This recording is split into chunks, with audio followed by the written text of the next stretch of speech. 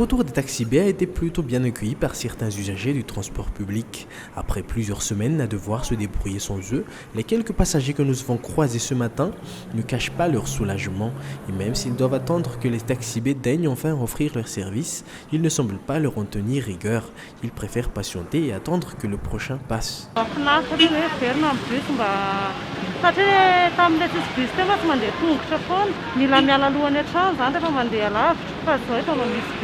Efa elaela ihany nijanona teto fa tamin'ny maraina zao ny tena hoe ela be mihitsy.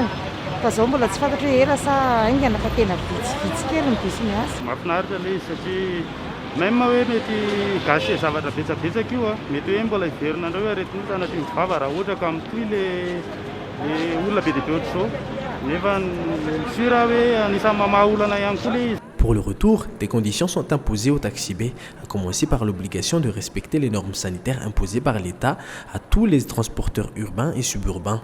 Le port de masques et de visières pour les chauffeurs et les aides-chauffeurs, mais aussi la mise à disposition à bord de gel hydroalcoolique pour tous les passagers.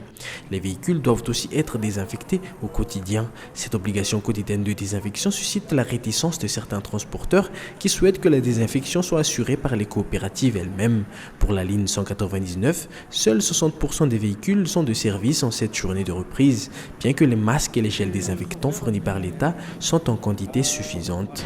Ny aloha ny faniriany rehetra zany dia mba hoe ny coopérative no hitantana azy azonay karakaraina mba ialana amin'le hoe miasa kely izy zao dia mijanona elaela dia misy faty antoka eo anelan'elan'le izy misy zao voatery tsy maintsy hoe amin'ny 9 amin'ny 10 dia mandeha milahatra.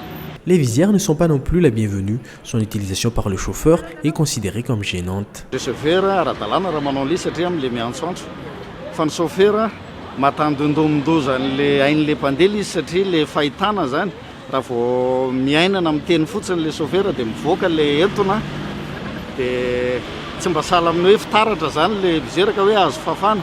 Du côté des usagers, ces normes sanitaires sont indispensables et paraissent rassurantes en cette période de reprise. Malgré la peur pour les uns et la confiance pour les autres, tous conviennent pour dire que le retour des taxis B sert le bien commun et l'intérêt public.